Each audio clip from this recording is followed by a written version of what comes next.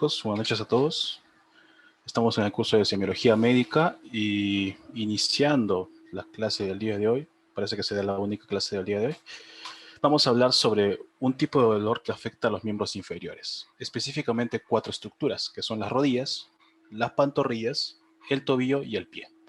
3 estructuras articulares y una que viene a ser sobre todo de tipo muscular, que son las pantorrillas.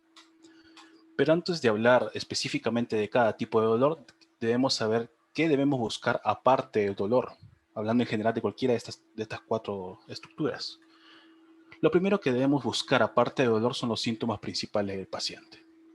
Lo que debemos saber desde ahora en adelante es que el dolor para esta clase va a ser el síntoma principal, pero puede estar asociado a otros tipos de síntomas, como puede ser la fiebre, como puede ser alteraciones en el movimiento, como puede ser antecedente de enfermedades metabólicas como la diabetes, que debemos constatar en nuestra historia clínica.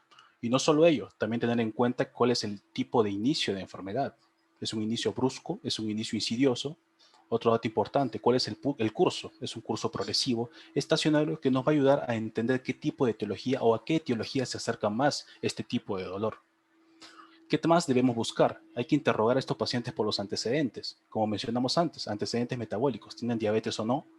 Y sobre todo si tiene un antecedente de origen traumático, ha tenido algún golpe, ha practicado algún deporte, entre otros tipos de antecedentes que debemos buscar. Otro punto importante, la localización exacta del dolor. Algo que te suelen enseñar, sobre todo en semiología, es que el paciente no debe decirte si tiene dolor o no, que tú tienes que identificarlo a partir de la palpación, sea superficial o profunda. ¿Y cómo puedes identificarlo? Observando la expresión del paciente, una expresión de dolor. Pero para fines de articulaciones o de estructuras yuxtaarticulares, ahí sí le tienes que pedir al paciente que te localice exactamente el dolor. Es una de las peculiaridades de este capítulo. Otro punto importante, episodios previos. Como vamos a ver más adelante, estos dolores pueden ser agudos o pueden ser crónicos, pero no solo debemos quedarnos con ellos. Debemos preguntar si el paciente ha tenido este tipo de dolores en episodios anteriores, porque puede tratarse de una enfermedad crónica que se esté reagudizando, que es un tipo especial de enfermedad. Algo que ustedes han visto, sobre todo al inicio de este curso en sí, es la caracterización del dolor, lo que se conoce por las siglas ALICIA. ¿A qué se refiere? La antigüedad, esto es en forma de repaso. La antigüedad sea un dolor de tipo crónico, sea un dolor de tipo agudo. La localización exacta, ya mencionamos que el paciente tiene que localizarlo por su propia cuenta. Otro punto importante, la intensidad. El dolor es muy intenso, el dolor es poco intenso. Las características del dolor, es un dolor opresivo, es un dolor intenso, lacerante. ¿Qué tipo de dolor tiene? La irradiación. Se suele irradiar a otras estructuras. En el caso del dolor de los miembros inferiores, rara vez se irradia, pero es importante tenerlo en cuenta en otros tipos de dolor. Y por último, que en este caso es muy importante, es si el dolor se atenúa, o mejor dicho, si el dolor tiene algunas situaciones que lo atenúan u otras situaciones que lo aumenten, sobre todo para descartar si se trata de un dolor de tipo inflamatorio o un dolor de tipo mecánico, que lo veremos a continuación. Entonces, ahora sí veamos cada uno de estos tipos de dolores. Empecemos con la rodilla. Hay que saber cuáles son las principales etiologías que pueden causar un dolor de rodilla. Si ustedes buscan cuáles son las posibles causas de un dolor de rodilla, en realidad son muchas, son múltiples. Y acá solo he colocado las principales causas de un dolor de rodilla que ustedes deben tener en cuenta, sobre todo en la práctica clínica. Lo primero, la osteoartritis. ¿Por qué coloco primero la osteoartritis en primer lugar? Porque es el tipo más frecuente de artropatía a nivel mundial. Es un tipo de artropatía, para la redundancia, degenerativa, que afecta sobre todo a pacientes de avanzada edad. Y es una enfermedad que sí es patológico, pero suele darse de manera fisiológica por cambios degenerativos en personas ancianas y que sí puede generar dolor. Otra etiología, los esguinces y los desgarros. Muy importante recordar que los esguinces y desgarros siempre tienen un antecedente traumático o un antecedente de una actividad que lo haya generado. En los esguinces suelen ser torsiones de rodilla y los desgarros vienen a ser caídas muy intensas sobre una parte de los músculos que veremos más adelante. Otra etiología, la lesión de los meniscos y las fracturas. Acá recalcar que la lesión de los meniscos suelen ser de origen traumático, pero de tipo crónico. Algo que nosotros solemos asociar es que una alteración traumática, sea un golpe, sea un mal movimiento, sea una actividad deportiva que me genere este tipo de lesión, suelen ser de tipos agudas. Pero en los meniscos es algo muy específico. Los meniscos suelen generar lesiones de origen traumática, pero crónicas. Eso es muy importante apuntarlo. Mientras que las fracturas suelen ser agudas. Otra causa de dolor de rodilla, las gotas y las pseudogotas. La gota viene a ser una enfermedad por depósito de urato monosódico en pacientes que generalmente tienen niveles elevados de ácido urémico. Y la pseudogota suele ser otra enfermedad por depósito de microcristales, pero esta vez por pirofosfato de calcio. Estos son datos específicos, pero lo que debemos saber solo para fines de esta exposición es que suelen generar dolor. ¿Okay? Y por último, las artritis infecciosas. Las artritis infecciosas viene a ser un punto mucho más extenso que en realidad vendría a ser otra clase totalmente distinta, porque hay artritis infecciosas que son agudas, que son crónicas, que son causadas por bacterias, que son causadas por virus, entre otros. Pero lo importante es que la artritis infecciosa puede generar dolor y está asociado a signos de inflamación. Entonces acá vemos un ejemplo de un paciente, tiene alterada la rodilla derecha, lo que podemos ver es tumefacción, entre otras características. Les muestro esta imagen para que tengan en cuenta los signos de la inflamación, que ustedes muy bien conocen. ¿Cuáles son? El eritema, el calor, la tumefacción y por supuesto el tema de hoy, el dolor. Y también está agregado la pérdida funcional. Siempre tratar de buscar o interrogar por signos de inflamación en pacientes que tengan dolor de rodilla. Y sobre todo tratar de diferenciarlo si es un origen de tipo mecánico o si es de un origen de tipo inflamatorio. ¿Cómo lo diferenciamos? Con esta última A de la licia. ¿Qué lo atenúa? ¿Qué lo aumenta? Un dolor de tipo mecánico o también llamado dolor de tipo traumático, sea por un golpe u otro tipo de lesión, generalmente se alivia cuando el paciente está en reposo. En cambio, un dolor de tipo inflamatorio, sea una artritis reumatoide, sea una osteoartritis o algún otro tipo de artritis inflamatoria, el dolor se calma al movimiento. Esa es la principal diferencia, entre otras características. Entonces, entendido esto, ahora veamos el diagnóstico diferencial. Lo primero que debemos buscar es si un paciente que presenta dolor de rodilla es un dolor de tipo agudo o dolor de tipo crónico. Acá les he puesto algunas de las principales etiologías que debemos diferenciarlas. El dolor agudo suelen ser fracturas, contusiones, desgarros y luxaciones. Agarro estas 4 primeros para que sepan que siempre en estas 4 lesiones tienen un antecedente traumático. Siempre. Mientras que las artritis no necesariamente implican un antecedente traumático, porque las artritis pueden ser artritis infecciosas, bacterianas, que pueden haber llegado a la articulación por vía sanguínea o por vía respiratoria, y que su mecanismo fisiopatológico es totalmente distinto. En el cambio, las etiologías que generan dolores de rodilla crónicas, ¿a quién tenemos? La osteoartritis, la que le mencioné, la artropatía más frecuente de todas, en pacientes ancianos. Los tumores, recuerden que demoran en formarse.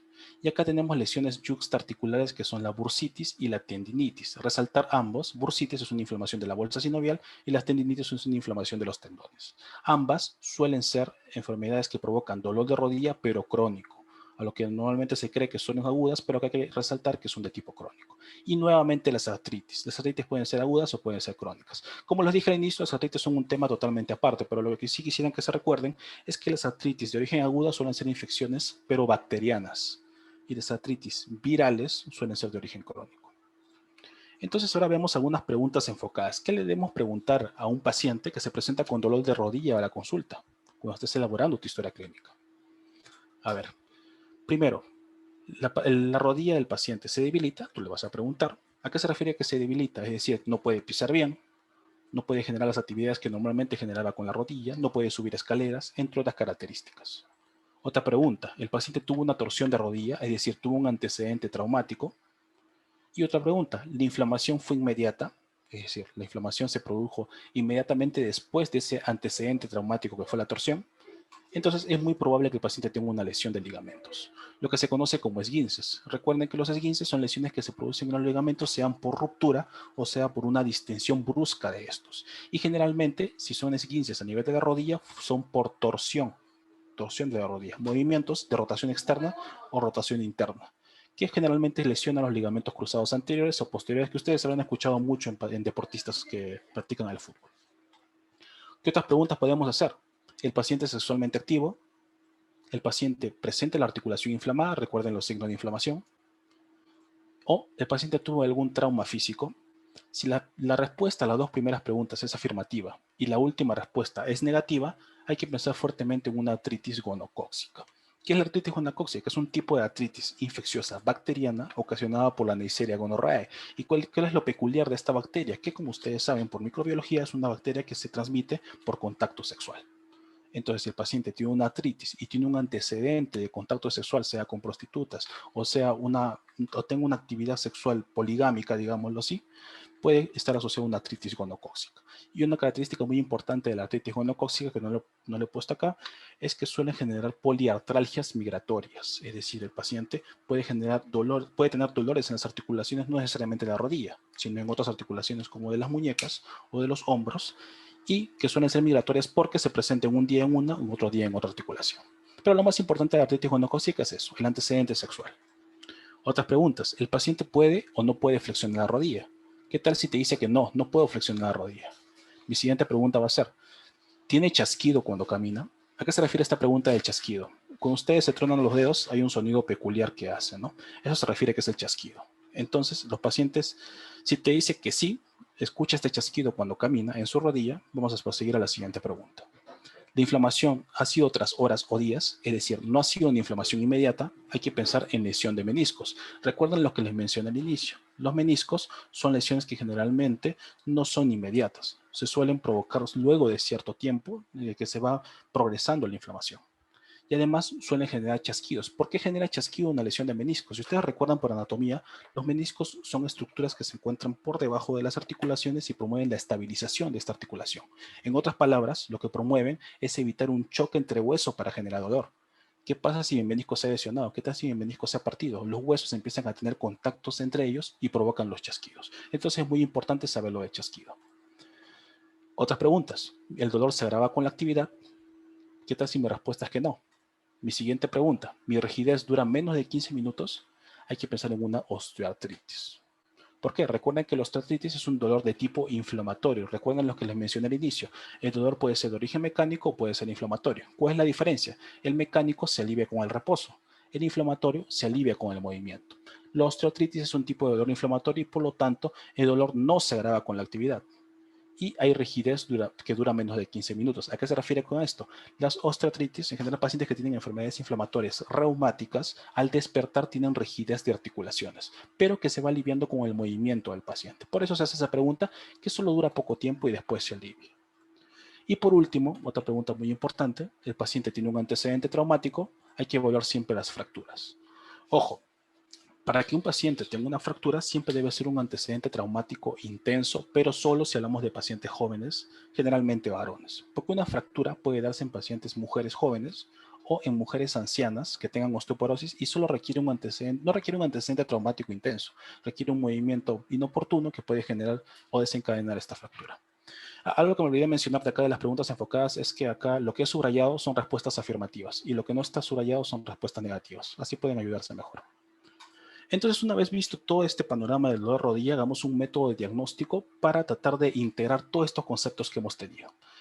Entonces, primero tenemos un paciente que se presenta con dolor de rodilla. Hay que preguntar inicialmente, ¿tiene fiebre? Lo que vamos a hacerlo a infecciones.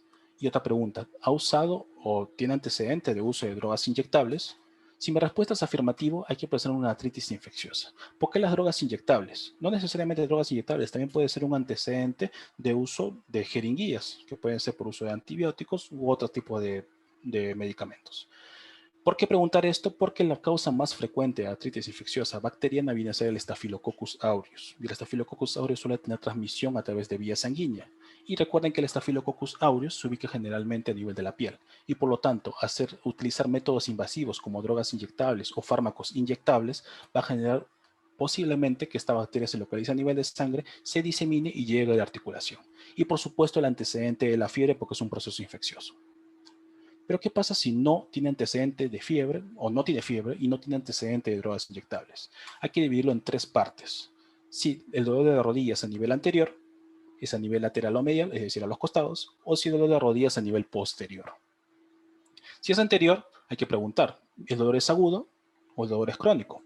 Si te dice que sí es agudo, hay que pensar fuertemente en una fractura, pero siempre y cuando tenga el antecedente traumático, excepto si es una mujer anciana que probablemente tenga osteoporosis.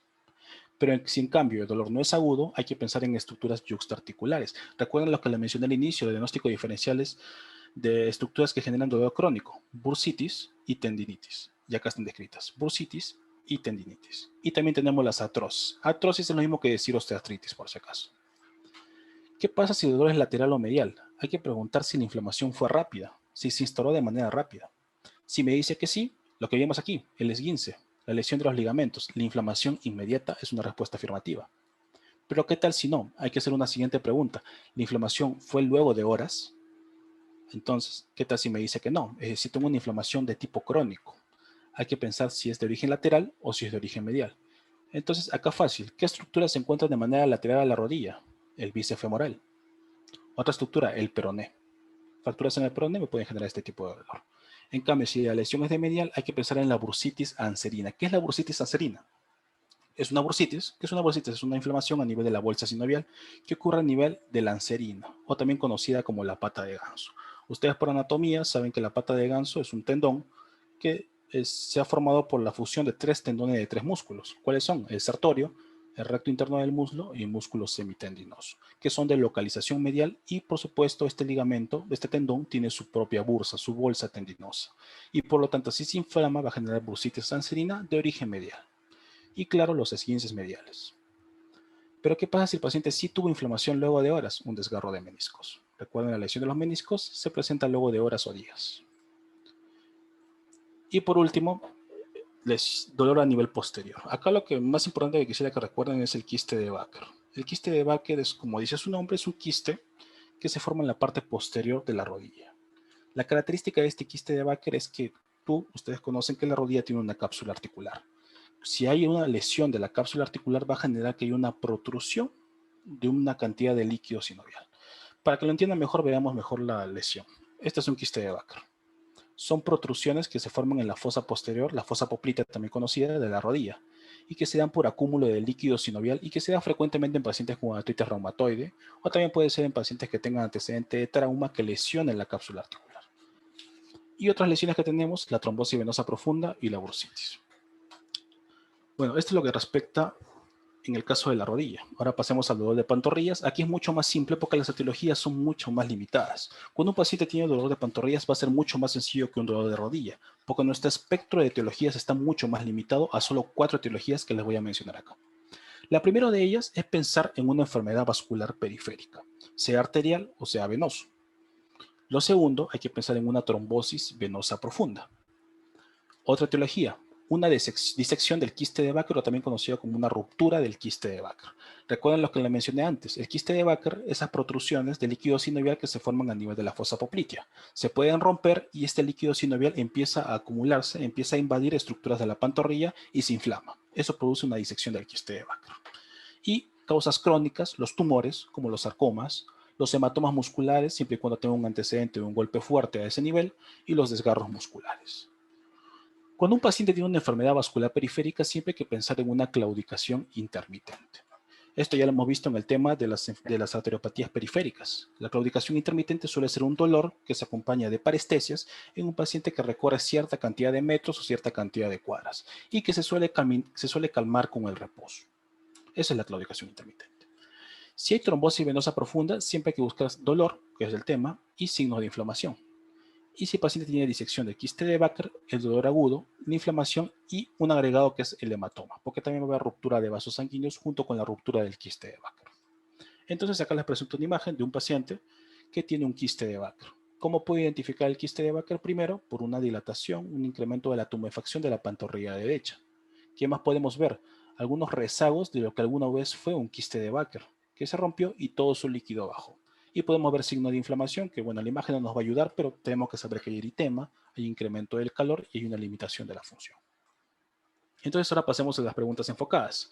¿El paciente presenta dolor cuando camina? El paciente dice que sí, entonces voy a la siguiente pregunta. ¿Se alivia con el reposo? Ya te va a decir que sí, también se alivia con el reposo. Y te dice que se presenta a la misma distancia, entonces ¿en qué vamos a pensar? Lo que dijimos al inicio, la claudicación intermitente. Un dolor que se presenta cuando hay una cierta cantidad de cuadras caminadas, que se va a aliviar con el reposo y que siempre se presenta a la misma distancia. Ese es un dato más importante aún que los dos primeros. Siempre a la misma distancia. Otras preguntas. ¿El paciente ha estado en cama por 3 días? ¿Ha tenido una cirugía reciente? ¿O ha tenido una historia familiar de coágulos? Como se dan cuenta, esas 3 preguntas son preguntas enfocadas a factores de riesgo procoagulantes. ¿Por qué? Porque una persona que está hospitalizada, que está en cama por más de 3 días, tiene éstasis sanguínea, lo que es un factor de riesgo para desarrollar coágulos. Si el paciente tiene una cirugía reciente, indica que ha sido hospitalizado. Por lo tanto, puede ser un factor de riesgo para desarrollarlos. Y si aparte tiene una historia familiar de coágulos, es muy probable que él también sea pueda formar estos coágulos o no. Entonces, ¿en qué caso tenemos esas tres preguntas que pueden ser afirmativas o no? O al menos una de ellas, trombosis venosa profunda. El desarrollo de trombos a nivel de las venas más profundas de los miembros inferiores. Y es muy importante identificarlas porque estos trombos pueden generar rupturas y llevar a la formación de émbolos. Y estos émbolos se pueden localizar a nivel cerebrovascular, a nivel pulmonar y pueden generar muertes instantáneas. Otras preguntas. El paciente ha tenido un traumatismo de rodilla. Ya pueden pensar en qué estamos pensando. Si tiene un antecedente de traumatismo de rodilla, ¿qué puede ser? ¿Ha practicado algún deporte? Algo que me haya lesionado, alguna estructura que tengo ahí en la rodilla. ¿Ha estado realizando alguna actividad? Ya pueden pensar de qué se trata, de un desgarro o una contusión del músculo sóleo. Recuerden que los desgarros o las contusiones pueden ser en cualquier tipo de los músculos que se ubican a nivel de las pantorrillas. Pero ¿por qué ubico acá específicamente el sóleo? Porque si ustedes recuerdan por anatomía, el músculo sóleo es uno de los músculos más profundos de las pantorrillas. Se ubica casi en contacto con el hueso y además es un músculo muy delgado, a diferencia de los gastrocnemios o los gemelos, que son músculos gruesos. Entonces, debido a esas características del músculo sóleo, es muy susceptible de desgarrarse o de golpearse o de lesionarse. Y por lo tanto viene a ser la causa más frecuente de contusión a nivel de las pantorrillas. Otras preguntas. ¿El paciente le duele cuando camina? ¿Le duele solo un lado? Recalcar esta pregunta. Y además tiene parestesias. Ahora sí vamos a pensar lo que vimos antes. El síndrome de atrapamiento de arteria poplitea que genera claudicación intermitente. En general son alteraciones similares, pero ¿cómo los vamos a diferenciar? La claudicación intermitente suele ser una alteración que se encuentra en pacientes diabéticos, y los pacientes diabéticos suelen tener claudicación intermitente en ambos miembros inferiores. En cambio, pacientes con síndrome de atrapamiento de arteria poplitea es de manera unilateral. Pero ahora, ¿qué es el síndrome de atrapamiento de arteria poplitea? Lo podemos sacar por el mismo nombre. Es una compresión a nivel de la arteria poplitea. ¿Dónde está ubicada la arteria poplitea? A nivel de la fosa poplitea o fosa posterior de la rodilla. Y si hay un crecimiento de los músculos, si hay una lesión fuerte a nivel de los músculos, una hipertrofia muscular puede comprimir la arteria poplitea. Y si se comprime la arteria poplitea, ¿qué va a pasar? Una enfermedad vascular periférica que se va a manifestar como claudicación intermitente, pero nuevamente recalcar que es de manera unilateral. Entonces, nuevamente veamos este esquema que nos va a permitir resumir todo lo que hemos visto hasta ahora. El paciente se presenta con un dolor de pantorrilla. Mis primeras preguntas: ¿tiene factores de riesgo procoagulantes? ¿Ha estado postrado durante mucho tiempo? ¿Ha tenido un viaje largo, sea Europa o Asia, viajes que duran días u horas? ¿Ha tenido un historial familiar de coágulos? Si mi respuesta es afirmativa, hay que pensar en trombosis venosa profunda, lo que vimos antes. Pero ¿qué tal si mi respuesta es negativa? Hay que hacer otro tipo de preguntas. ¿Ha tenido un antecedente traumático? Sí, ¿qué puede ser? ¿Un desgarro o una contusión del músculo sóleo? Pero ¿qué tal si tampoco ha tenido antecedentes traumáticos? Otras preguntas. ¿Le duele el caminar? ¿Le duelen las nalgas o las caderas aparte de las pantorrillas? Si la respuesta es afirmativa, una claudicación intermitente o un atrapamiento de la arteria poplitea, como lo vimos antes. Y si mi respuesta es negativa, hay que buscar antecedentes de inflamación detrás de la rodilla. ¿Y cuál es ese antecedente de inflamación detrás de la rodilla? La ruptura del quiste de Baker. Alta frecuencia, recuerden, artritis reumatoide, pacientes que tengan traumatismo de la fosa posterior o pacientes incluso que tienen osteoartritis. Pero más importante, la artritis reumatoide. Ahora pasemos al tercer localización. ¿Qué ocurre con el dolor de tobillo? Acá les coloco esto en grande para que entiendan que un paciente que vaya a una emergencia o a consulta con un dolor de tobillo, en gran frecuencia, más del 70% de los casos, está asociado a un esguince. Ya les mencioné cuál es el concepto de un esguince. Una ruptura o una lesión intensa, no necesariamente que implique ruptura, de los ligamentos. En este caso, ligamentos del tobillo. Entonces hay que dividirlo a este tobillo para tratar de identificar cuál es la estructura que se encuentra lesionada específicamente. Un tobillo lateral, un tobillo medial y un tobillo posterior. Un tobillo lateral fácil es un esguince que ocurre en ligamentos laterales. Un tobillo medial, un esguince de ligamentos mediales. Hasta ahora es sencillo. En el caso del tobillo posterior, ustedes recordarán qué estructura se encuentra a nivel del tobillo posterior. El tendón de Aquiles, ¿verdad? Entonces, una tendinitis del tendón de Aquiles me va a generar dolor en el tobillo posterior. Ahora veamos otras causas un poco más específicas. Tobillo lateral, fractura de peroné. Recuerden, el peroné es lateral, la tibia es medial. Entonces, tobillo medial, fractura a nivel de la tibia. Y el tobillo posterior, la ruptura de este tendón de Aquiles, y también puede estar asociado a artritis a nivel del tobillo, que son poco frecuentes, pero pueden darse artritis a ese nivel. Recuerden cuáles son los ligamentos del tobillo lateral que pueden verse afectados. Esto lo saben por anatomía. El ligamento peroneo astragalino, sea posterior o sea anterior, o el ligamento calcáneo fibular. Y en el tobillo medial mucho más sencillo. El ligamento deltoideo es el único que se va a encontrar lesionado. Este es un paciente que tiene una ruptura del tendón de Aquiles. Recuerden que la tendinitis de Aquiles no va a generar, como dice su nombre, solo signos de inflamación. Pero si se rompe el tendón, ahí recién vamos a ver hematomas, que es lo que se trata de este paciente. Este paciente tiene una ruptura del tendón de Aquiles. Ahora vemos las preguntas enfocadas. Si el paciente tuvo una torcedura o una rotación del tobillo, ya pueden estar pensando, ¿qué lesión me genera una rotación del tobillo? Y encima me dicen que cayó sobre el lado de su pie. ¿De qué se trata? De un esguince del tobillo, una lesión de los ligamentos del tobillo. Ojo, los ligamentos que suelen verse afectados en el esguince suelen ser los ligamentos laterales, porque estas suelen ser las caídas, o las formas de caídas más frecuentes en este tipo de pacientes. Pacientes deportistas que tienen una mala caída y se doblan el pie de manera medial y generan una distensión de estos ligamentos que hemos visto al inicio, estos tres tipos de ligamentos. Y la articulación se va a inflamar, se va a tumefactar, se va a eritematizar y va a haber una disfunción de movimiento, es decir, signo de inflamación. Otras preguntas. El paciente tiene nódulos en la parte posterior de su tobillo, bursitis preaquilia. ¿Qué es esto? ¿Qué es la bursitis? Lo mencionamos, es una inflamación de la bolsa sinovial. Preaquilia, es decir, de la bolsa sinovial que se ubica por delante del tendón de Aquiles. Y esta es la forma de presentación de una bursitis preaquilia. Un nódulo, que viene a ser una lesión elevada, dura, que se ubica por delante del tendón de Aquiles y que suele solucionarse con intervención quirúrgica. Es necesaria una intervención quirúrgica para poder solucionarlo. Otra pregunta, el paciente tiene inflamación alrededor de la parte posterior de su tobillo y sus pies rozan con la parte interna del tobillo, hay que pensar en una tenosinovitis tibial posterior. ¿Qué es una tenosinovitis tibial posterior? Es una inflamación a nivel del tendón tibial posterior. El tendón tibial posterior tiene una localización medial, se ubica a nivel medial de los tobillos. Y por lo tanto, se hace esta pregunta, sus pies rozan con la parte interna de su tobillo, ¿a qué viene esto? Si ustedes tratan, una persona normal, claro, juntar ambos pies, van a ver que primero tocan sus tobillos. Ambos tobillos se van a tocar, que son los malleolos mediales, ¿no?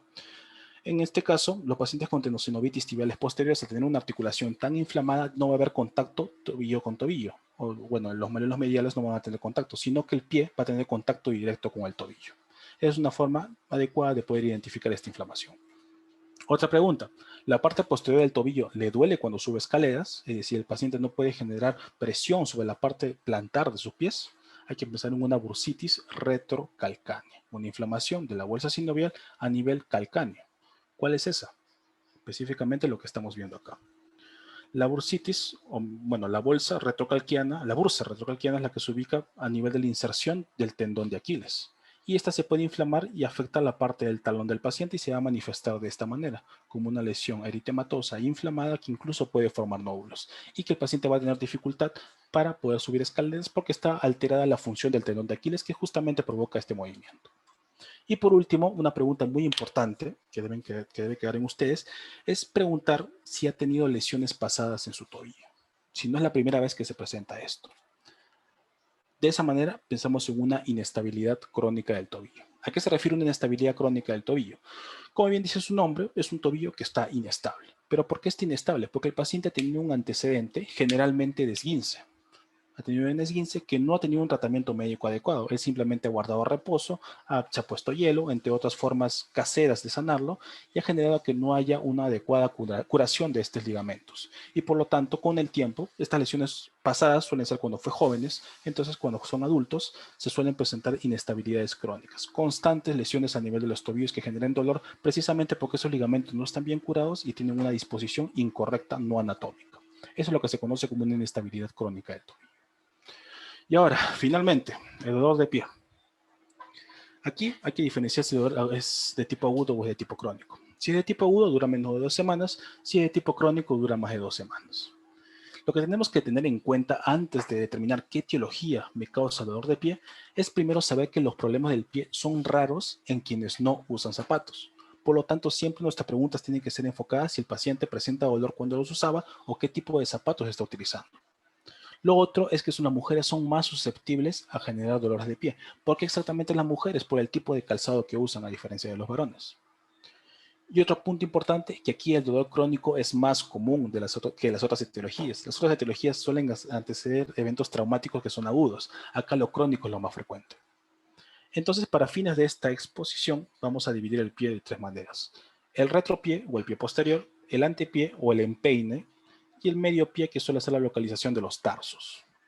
Entonces, dividamos las principales etiologías en base a su localización. El empeine, que es la parte anterior, el pie medio, que es lo que está donde se ubican los tarsos, y también puede ser la parte inferior, y el talón, que viene a ser el retropié, el pie posterior. El dolor del empeine, acá veámoslo así de manera rápida, se da en pacientes que tienen dedos en garra. ¿Qué son los dedos en garra? Son cuando tus articulaciones, los falanges de los pies, se encuentran hiperflexionadas, formando como una garra. Como lo que se ve aquí. Estos son dedos en martillo. Pero ¿cuál es la diferencia entre un dedo de martillo y un dedo de garra? El dedo de garra se encuentran flexionadas las articulaciones falángicas, pero los dedos de martillo no solo se encuentran flexionadas, sino también se encuentran elevadas, como vemos en estos pacientes. ¿Quiénes tienen dedos en garra y dedos en martillo? Mujeres que usan zapatos cerrados. Ustedes se pueden dar cuenta que mujeres, sobre todo ancianos o mayores de edad, suelen tener dedos en garra y que es normal, pero el problema es que puede generar dolor con el tiempo. Y también tenemos incluir los dolores de empeine, los juanetes. Los juanetes vienen a ser unas protrusiones óseas que veremos más adelante que se localizan a nivel de las articulaciones metatarsofalancicas del primer dedo, siempre el primer dedo. Dolor de pie medio, la osteoartritis, los fibromas plantares y el síndrome de túnel tarsal. La cara saltada del síndrome del túnel tarsal. Ustedes conocen el síndrome del túnel carpiano, que es a nivel de la mano, pero también hay un síndrome del túnel tarsal, que es a nivel del pie, que se localiza a nivel del túnel del tarso. Este es el túnel del tarso. ¿Qué estructuras anatómicas pasan por ahí? Lo que principalmente debemos reconocer acá es el nervio tibial posterior, que va a inervar la planta del pie y la punta de los dedos, y por lo tanto el dolor se va a presentar de esa manera, a nivel de la planta y las puntillas. En cuanto al dolor de talón, hay que tener en cuenta la fascitis plantar, la bursitis posterior y también la tendinitis de Aquiles que vimos antes en el tobillo. Porque recuerden que el tendón de Aquiles tiene una inserción a nivel del calcáneo, y el calcáneo es una estructura del pie. Aquí está la tendinitis de Aquiles. Ahora las preguntas enfocadas. Como les mencioné, acá siempre hay que tener en cuenta si el paciente usa zapatos o no. Entonces, ¿está teniendo problemas con sus zapatos? Puede ser una pregunta inicial. Entonces hay que pensar en deformidades como cuáles: dedos en garra, dedos en martillo, hay que pensar en ganglión y fibromas plantares. ¿Qué son estos dos conceptos que hemos mencionado? Esta primera lesión consiste en un fibroma plantar, es decir, es una fibrosis a nivel de la fascia plantar del pie, que se presenta como estructuras sólidas que no se mueven y son, al tacto son muy duras. En cambio, un ganglión viene a ser un pseudoquiste, viene a ser una invagitación, una protrusión del líquido sinovial, algo similar a lo que vimos antes con el quiste de Baker, pero en este caso viene a ser provocada a nivel de la cápsula articular y se va a llenar de líquido sinovial, y cuando tú le haces contacto, a diferencia de un fibroma plantar que es duro, este suele tener una consistencia liviana. Ese es el principal diagnóstico diferencial. Y también la localización. El fibroma plantar es al nivel de la planta. El ganglión se suele localizar por encima del empeine. Otras preguntas. ¿Sus zapatos rozan con su dedo grueso, el primer dedo? Hay que pensar en juanetes. Los juanetes siempre, ojo, siempre se ubican en el primer dedo, en la articulación metatarsofalángica, y son protrusiones óseas, no son protrusiones articulares, es hueso lo que está creciendo, y se da por constante contacto con el zapato y sobre todo si es cerrado.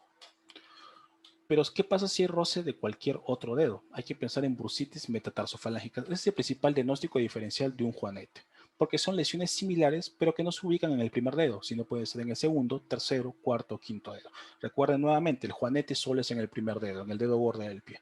Si es en otro lugar, se conoce como bursitis metatarsofalángica. Ahora, estos tipos de preguntas. El paciente tiene diabetes mellitus. ¿Qué tal si la respuesta es afirmativa? Hay que hacer otras preguntas. ¿Tiene moretones? ¿Presenta hormigueo? ¿Tiene deformidad progresiva? Hay que pensar en un pie diabético y pie de Charcot. Acá no me voy a extender tanto porque en realidad el pie diabético es un tema muy extenso que conlleva alteraciones sensitivas, alteraciones motoras, alteraciones autonómicas que pueden llevar a un pie de Charcot. Muchas veces se confunde que pie diabético es igual a pie de Charcot, pero no es lo mismo. ¿Okay? El pie de Charcot se caracteriza por esto: hundimiento de tarso, pérdida de concavidad, alteraciones sensitivas y signos neurovegetativos. Este es un pie de Charcot. Como ven, el tarso se ha hundido, hay una protrusión. Normalmente si tú pisas la planta, toda tu planta no tiene contacto con el piso, a no ser que tengas pie plano. En este caso, los pacientes empiezan a tener contacto debido a este hundimiento del tarso y pérdida de concavidad, que son alteraciones motoras. También hay alteraciones sensitivas, hay menos captación de dolor, de la temperatura, y también hay síntomas neurovegetativos. El pie deja de sudar, es un pie seco. El dolor de talón es peor cuando pisas sobre él. Y si mejora al no soportar el peso, hay que pensar en una fascitis plantar, una inflamación a nivel de la fascia de la planta del pie. ¿Y por qué preguntar si el dolor de su talón es peor cuando pisa? Porque la fascitis plantar siempre suele afectar principalmente a nivel de los talones, de la fascia que se ubica por debajo de los talones. Por lo tanto, el dolor siempre se va a manifestar cuando pise con los talones. Si el paciente tiene hormigueo alrededor de la punta de su pie y además el arco de su pie se acalambra, lo que mencionamos al inicio, un síndrome del túnel tarsal. Recuerden, una compresión del nervio tibial posterior.